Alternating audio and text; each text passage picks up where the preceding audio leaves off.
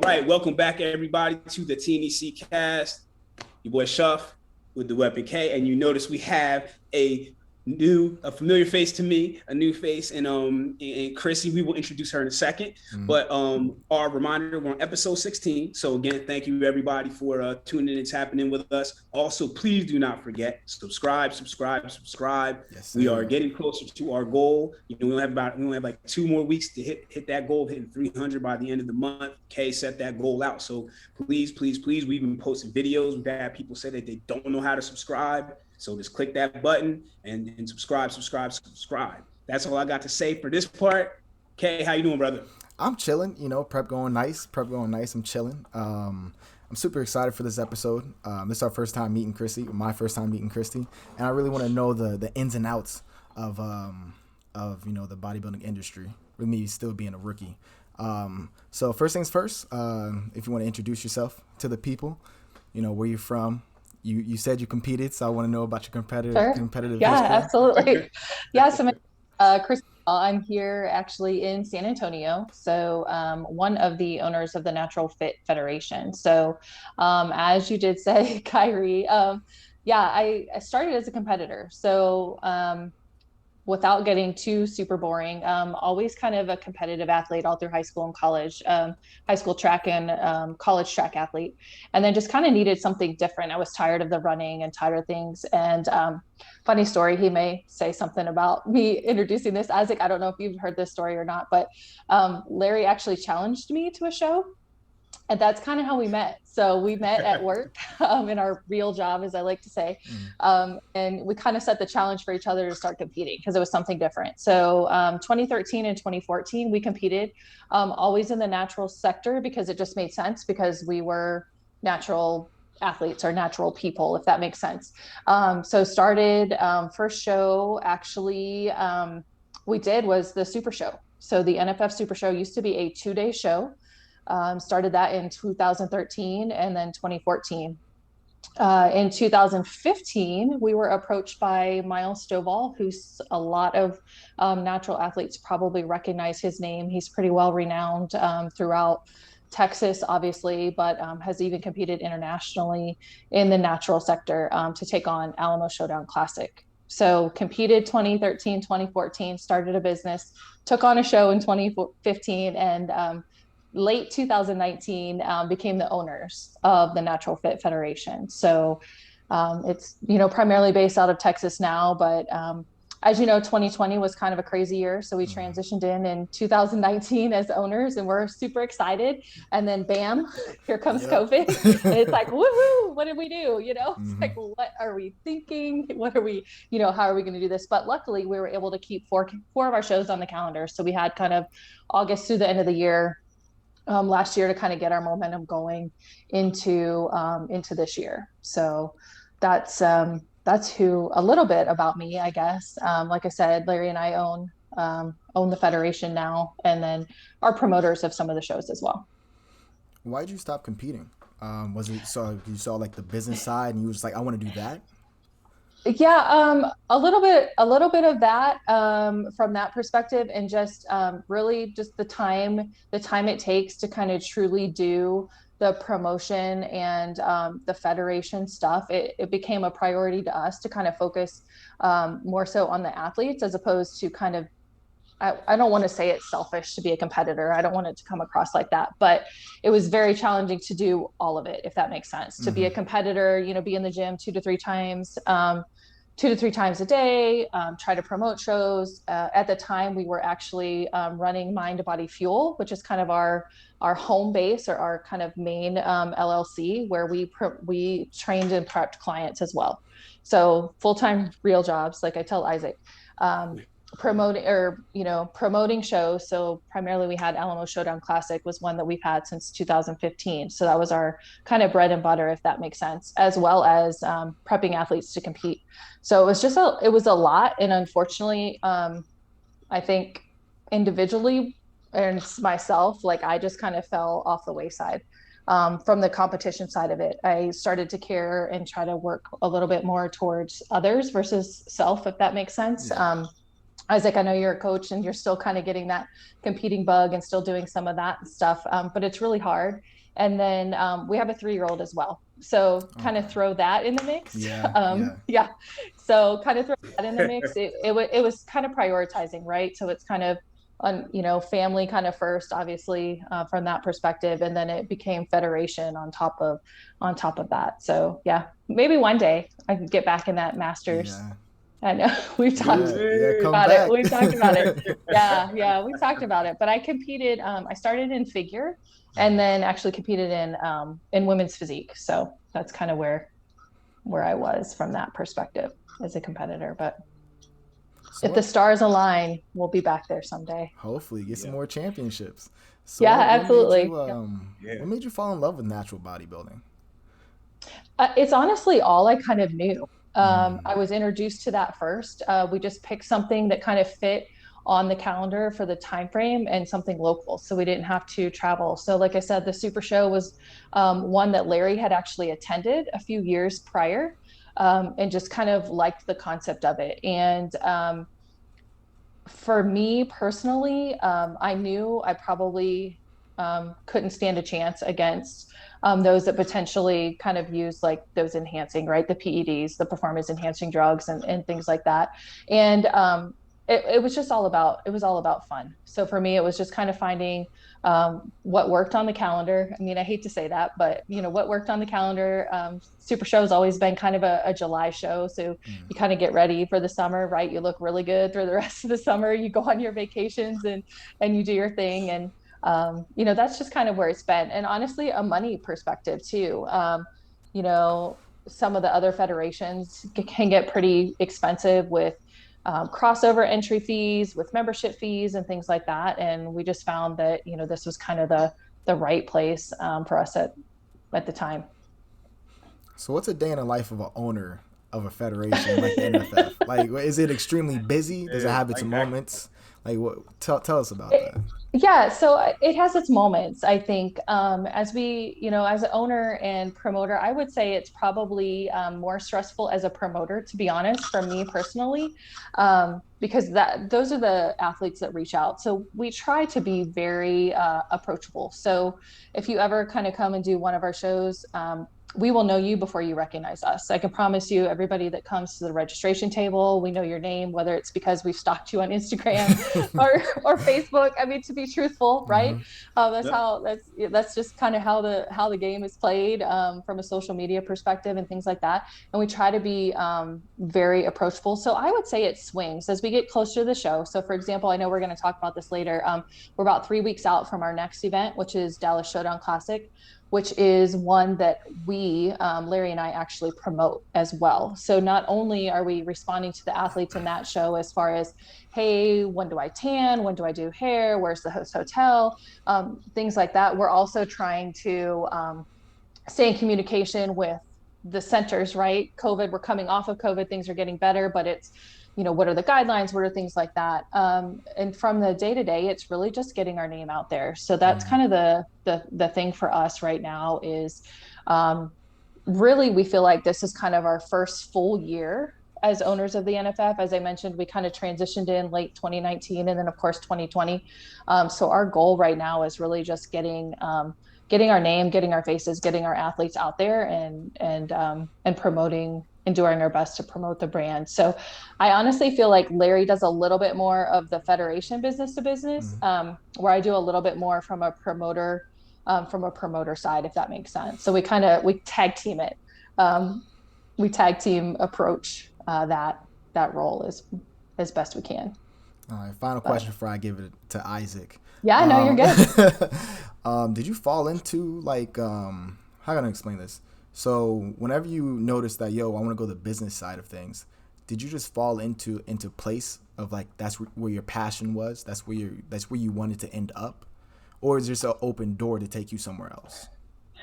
It's kind of interesting. It's kind of funny that you said that. So you've probably had this happen to you, Kyrie. Isaac, I know this has happened to you. Once you compete, everybody wants your advice, right? Everybody wants to be like you. Everybody wants to look like you, but nobody wants to get on stage. So it's one of those, hey, I want to look like that, but I don't want to get on stage, and I don't want to work that hard, and I don't want to give up this, and I don't want to give up that, from that perspective. So it kind of started in that aspect, truthfully. That's kind of where Mind Body Fuel was born, was just my background is actually exercise physiology and nutrition. So that's where my kind of career path is as well. I do kind of corporate wellness for a company here out of San Antonio.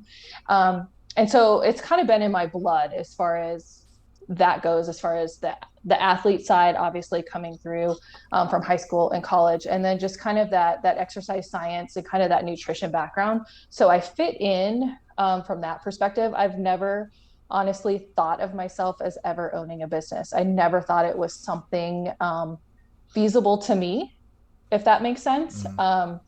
I've always just been the person that okay, here's my job. I'm going to do my job. I'm going to do this. So it's been kind of a difficult challenge. Female business owners sometimes don't get a lot of credit. And honestly, a lot of people will probably be like, oh, that's Chrissie. Like when they watch this podcast, right? A lot of people don't even know, it's Larry, or it's Todd, or it's it's other faces, things like that. So it is a challenge to be kind of on the business side.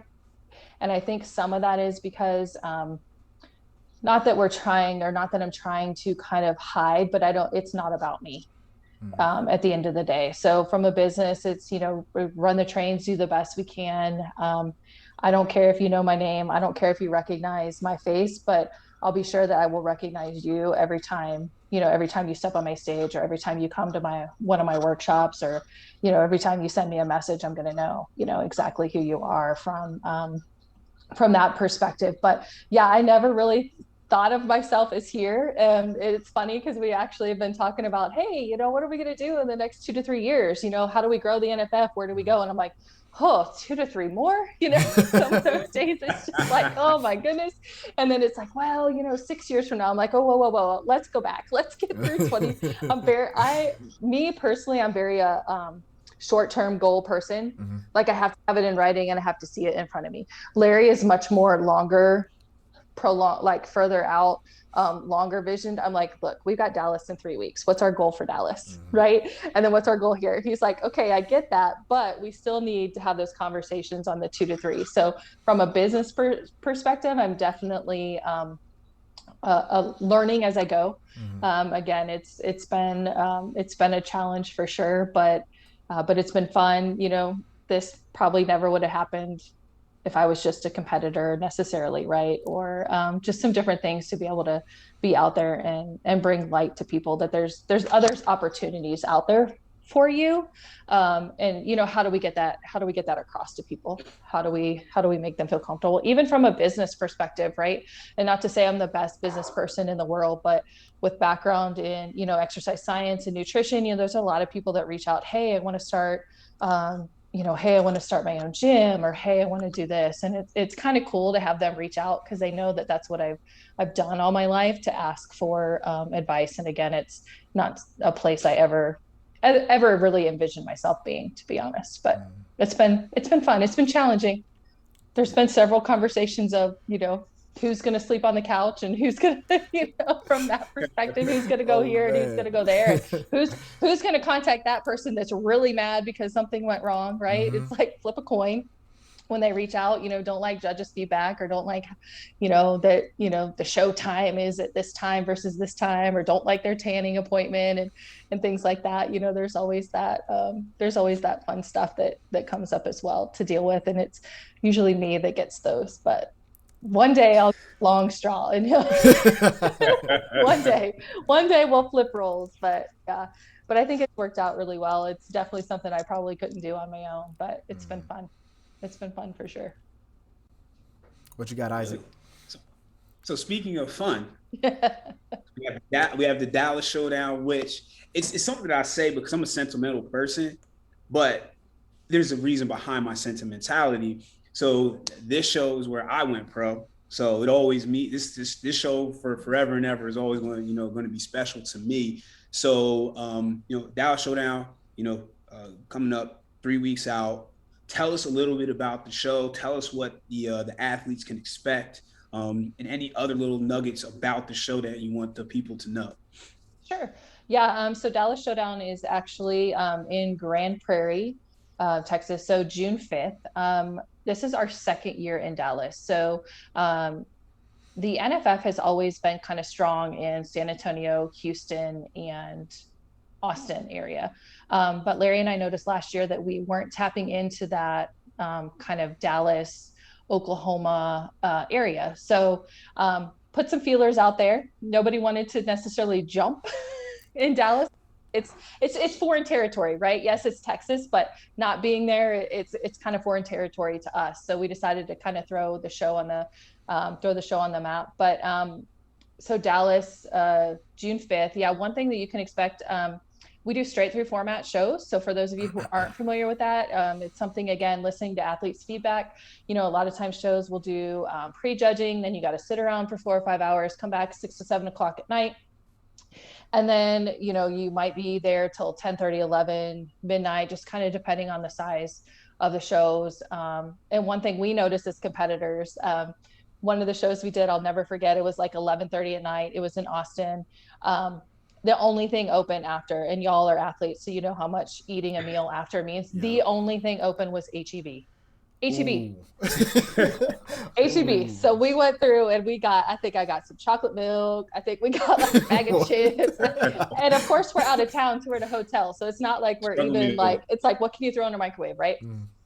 So, and then listening to other athletes, they kind of have the same thing. So some places, if you don't want to stay 2 nights, you got to check out of your hotel. So then what are you doing? You're hanging around in your car. So one thing that we started implementing last year is a straight through format. So basically our shows even start a little bit later. So Dallas Showdown will not start until 11 a.m., but that show is going to be over before 4:30 or 5 o'clock at night. So typically we're able to run those shows in like a 6-hour time frame. So that's one thing to look forward to from that perspective.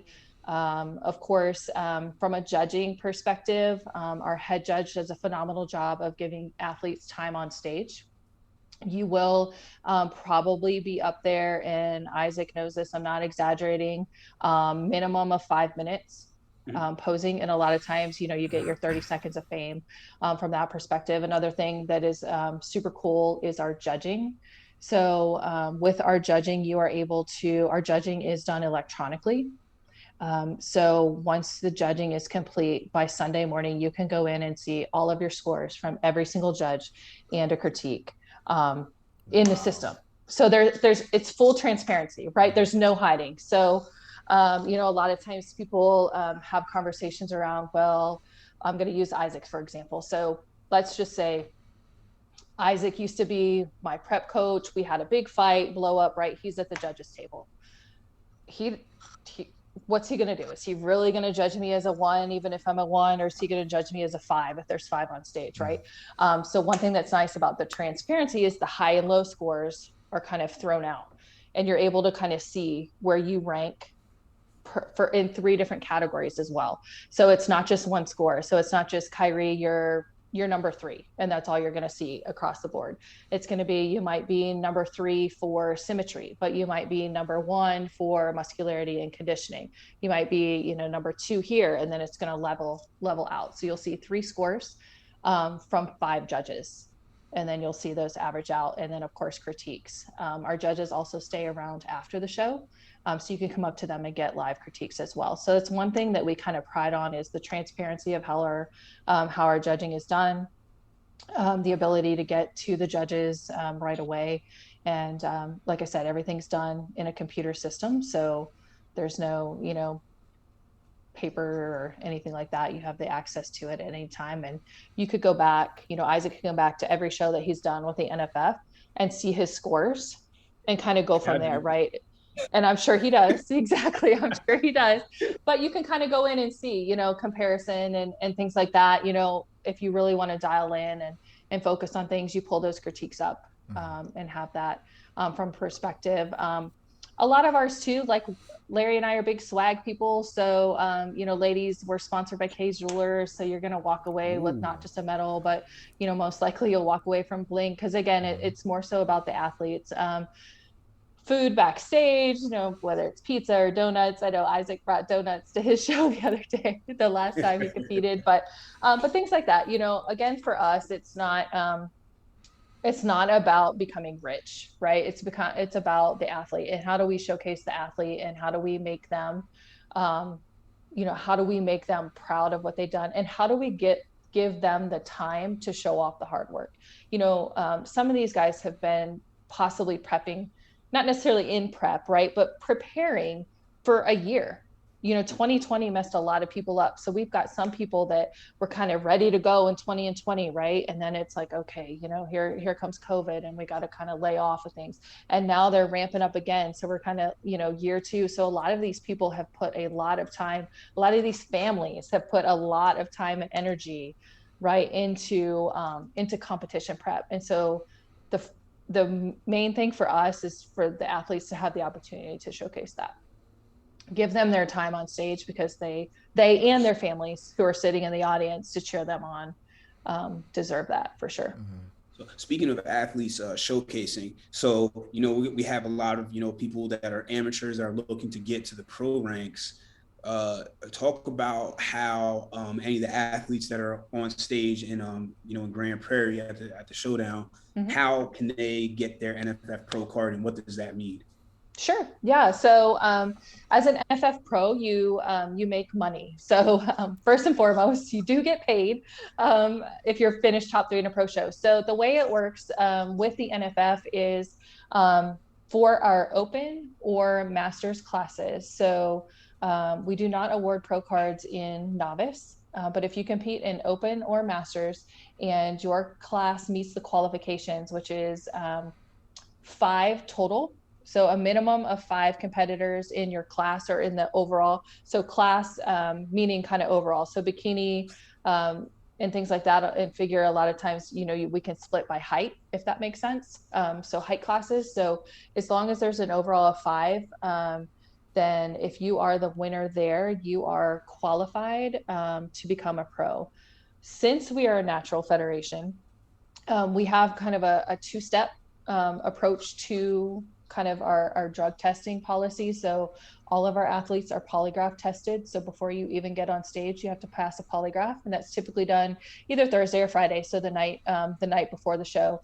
And then if you win, so if your class qualifies, so the opener masters, if you win that pro class qualifying, you are actually drug tested there on stage. Not necessarily on stage, I should say. Backstage, obviously. Sorry. Yeah, let's not get too, so we actually do drug tests there. And then once that comes back clean, then you are qualified as an NFF Pro. Once you're an NFF Pro, you are an NFF Pro. So as a female, for example, if you turn pro in, let's say, athletic, if you turn pro in women's athletic, you can compete in pro athletic, you can compete in pro bikini, you can compete in pro figure. Same with guys. If you go pro in classic physique, for example, if you want to do pro bodybuilding, or if you want to, skip leg day for, a few months and compete in men's physique. Isaac. The face. Did you see the face? If you want to do that and compete in pro men's physique, you can do that as well. So that's one thing that's kind of nice and sometimes unique is, once you're an NFF Pro, we consider you a pro. So you don't have to go pro in all the different classes or all the different categories that we offer from that perspective, if that makes sense. So I see you take a lot of pride in the athletes. And that's what I love about natural federations, is that it's all about the athlete. So, and in the NPC side, it's all about money. It's all about the show. It's all about the production. So have you ever thought about crossing over to the NPC as a promoter to kind of bring that flavor over? And so we haven't necessarily thought about crossing over from an MP to an NPC, because it's just not something, and I wish you could meet Larry. I'm surprised he hasn't done like some surprise appearance and like run downstairs, but he's watching Trey. He's watching the little man. So, one thing that he's adamant about is promotion of the natural athlete, to show that it can be done Sometimes it takes longer, right? Sometimes it takes a couple years to get where you need to be, right? And that's why, you know, our masters divisions do really well, because as females specifically too, even it's, you know, it's challenging. If you want to have a family, you want to have kids, you know, prep potentially, you know, pushes you out a little bit further from that perspective. But we're kind of all about the athletes. One thing that we are working towards is the production piece. So working on doing streaming of our shows. You know, COVID again gave us a great opportunity to learn on the fly. So we built I say we, I shouldn't really take credit for it, but built a streaming computer. And so, you know, we had capacity issues at all of our shows. So we streamed free. You know, we streamed our shows last year free on Facebook Live and Instagram Live. So if you couldn't buy a ticket, or not necessarily that you didn't want to be there, but capacity issues, you couldn't be there, you could still see, you know, grandma could still watch you on stage, or your husband at home with your kiddos, they could still watch you on stage because we were streaming it. So we are working towards the production piece of it from that perspective, but still trying to keep, you know, the bells and whistles about the athlete, if that makes sense. From that perspective, you know, for some people it's impressive to have, you know, to receive, like, I think, you know, NPC does like the rings and the big trophies and things like that. But, you know, as we, as we learn from different things, you know, it's really like, what's the importance to the athletes? You know, what do they want? They want stage time. They want their families to be able to be there. They want to be, you know, kind of in and out and able to enjoy it at a timely manner.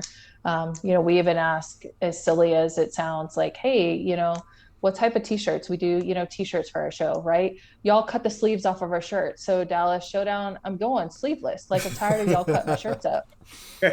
So, you know, things like that. I mean, it sounds petty, right? It sounds silly, and it sounds like it shouldn't matter.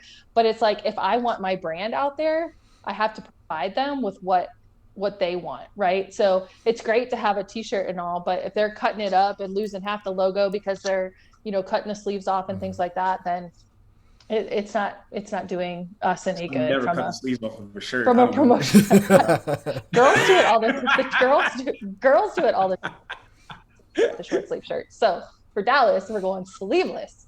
So they shouldn't be able to cut they shouldn't be cutting it out. They're gonna cut them. From that perspective. Yeah. So I think, you know, I think that's a lot of it. But like I said, working towards making it a little bit better of a production. Since you've come, can I ask you a question? Am I allowed? Who, me? Am I allowed to ask you a question? Yeah. Yeah, come on. What's up? So I know you haven't been on our stage, but since you have been on the NPC stage, yes, I've stalked you. I know who you are. Nice. What was kind of your favorite part? So I'm going to learn from you right now, just for a second. What was kind of like, what stood out the most to you from a production, just because you asked kind of the production question? What stood out the most to you?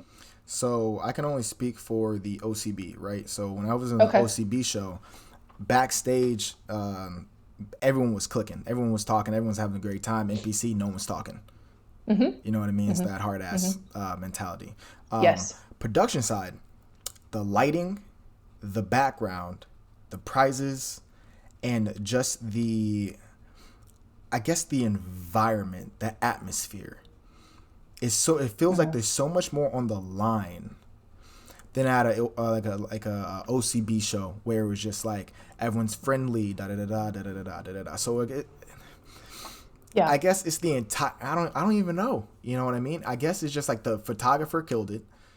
You know, so I didn't get much stage time, so that's where naturally is on the natural side. It's just like it's great because you're always on stage. You have your T-walk. You know, you choose your own music. It's great. You know, you're having a great time. The crowd's, you know, all into it. Yeah. NPC side, no one really cares. They're on the phone because there's like 800 different athletes across the stage. You know what I mean? So yeah. Look down and miss your person. You said what? Look down and miss your person. I've heard people say that because it's so quick. Or even athletes miss their call. Yes. You know, we've heard that before. We've heard that before too. Yeah. One of the shows here at San Antonio, you know, just a gal we just know from the circle.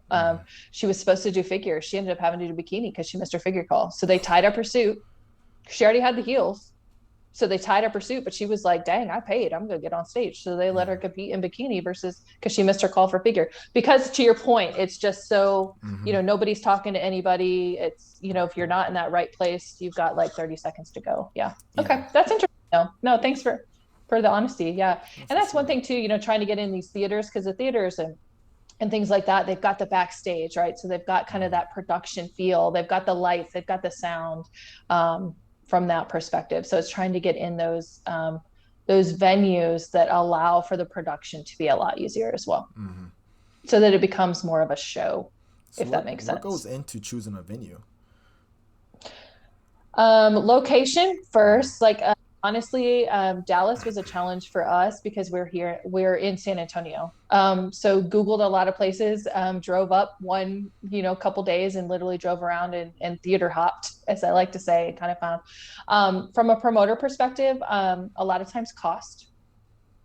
So cost will kind of go into factor, into play. A lot of us from a promoter perspective, it's personally funded.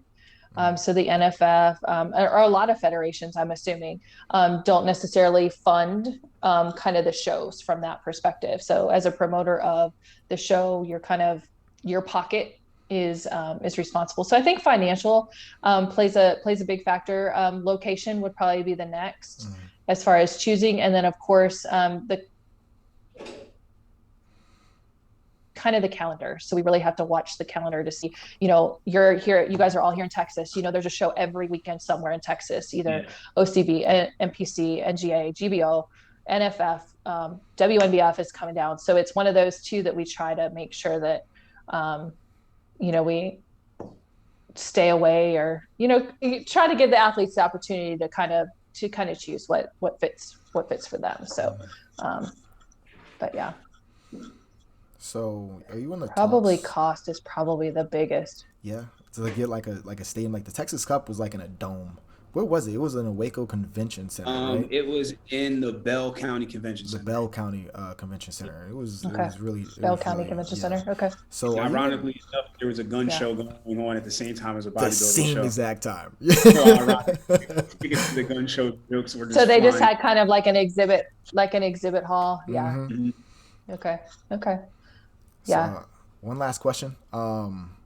On the natural side, are you in talks with the other federations and talking about how to move to make natural bodybuilding bigger than it already is? Take it to the next level, or is it just like you guys are just isolated pockets and competing with each other?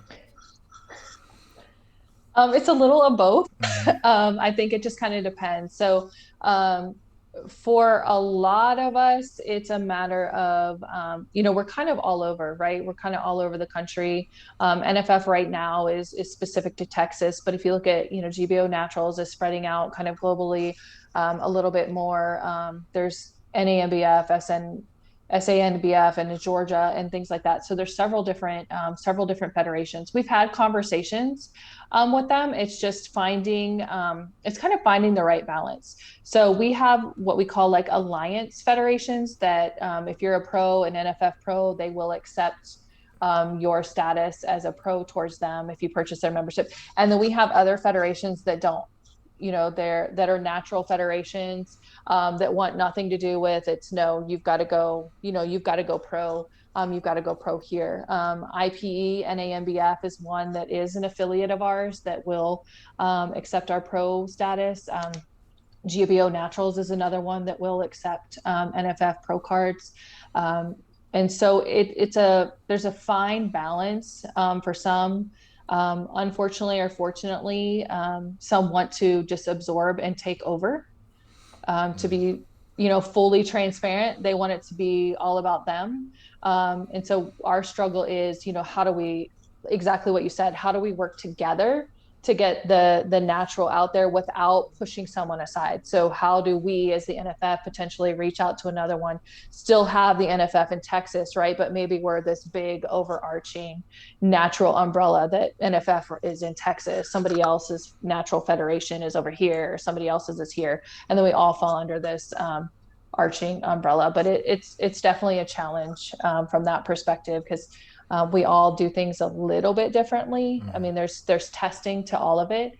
But at the end of the day, some people just want to run their business as their business, and and do what they can to just maintain their name. But we're open to it by all means, because it just gives the natural athlete a better opportunity, right? It gives them more places to compete on that level playing field. It allows them, if they want to travel, allows them to travel, even if we just get those affiliates, those affiliations going, right? Those partnerships necessarily, to where, Isaac's an NFF Pro, which means he can compete, anywhere as a natural pro, and be accepted. And that would be a big win, I think, for sure.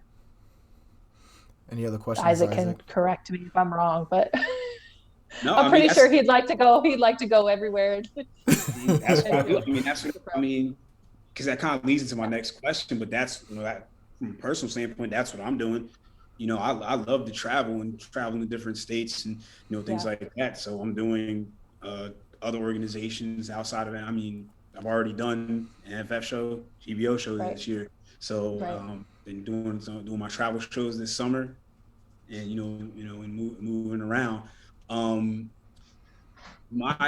guess I'll say, we'll say last question. My last question is, what else is coming up on the calendar, with the NFF? Any posing clinics, shows, just so people that are interested in finding out information, where to kind of go so they can get their eyes on it.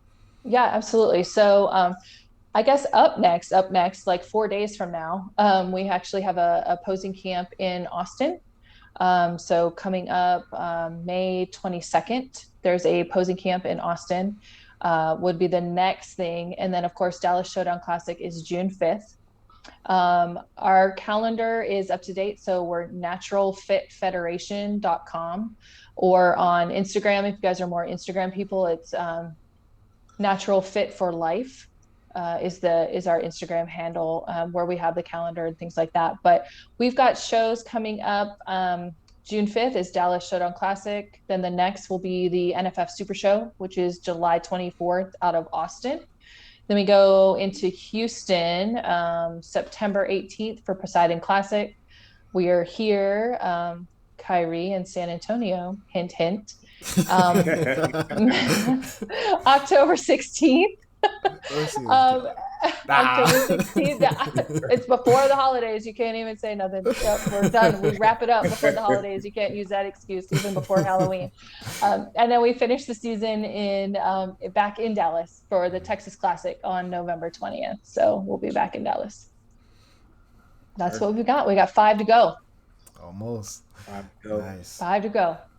Yeah. I appreciate you for stopping by. Oh, final question. What's your end goal in this industry? Oh, my end goal. End goal. Probably what the question that you asked me, which is the hardest, for there to be truly one place for the natural athlete community, if that makes sense. So the end goal would be for us to, and I'll say this, it may sound kiddish and childish, but for us to all get along, and for it to become, kind of an athlete centered versus I'm better than you, you're better than me, kind of truly all of us making it about the natural athlete. And then, getting that out there, getting the word out there that there are places for the natural athlete to compete. And I think that would be the end goal, is for people to, outside the state of Texas, to say, hey, I'm going to go do a show with the NFF or something like that, so to kind of get that breadth and that reach out there to others. Well, thank you so much for coming on. You're very welcome. Seeing the other side of things. Yeah. Like he said before at the beginning of the episode, don't forget to subscribe. I think we're 40 something, 40, 41, 42. Yeah, I subscribed today, so I'm on the list. Follow her lead. But yeah, thank you guys for watching. What's up? It's super. I'll just literally click the button. That's Hashtag TheNoExcuseCrew. It pulls up. Click the subscribe. Little box. It's a little box like this big. Just click it. Super easy. Click it. Done. But I appreciate Free. you guys for watching. Free. Oh, yeah, and it's free. Dog, you ain't losing nothing, not even a penny. Get out of here. We'll catch you guys next week. Thank you.